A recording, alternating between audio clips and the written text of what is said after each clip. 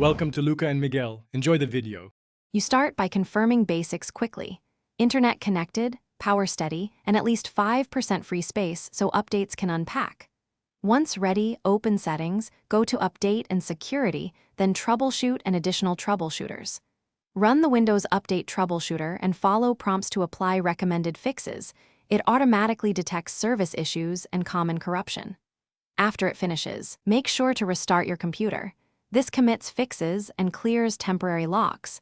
Then proceed to deeper repair steps if updates still fail.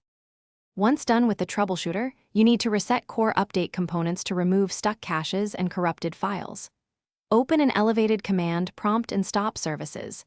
netstop userv, netstop crypt svc, netstop bits, netstop msi server. Then rename software distribution and cacheroute 2 folders to force a fresh cache. This clears bad downloads.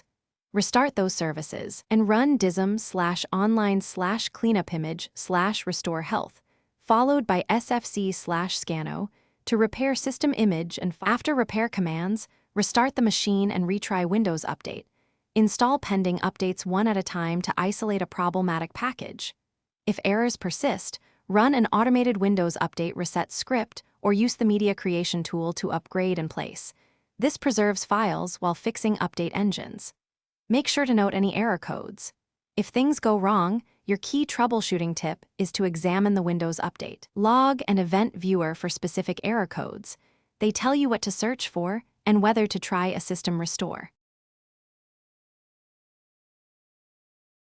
Thanks for watching and please subscribe. It's the best investment you'll ever make.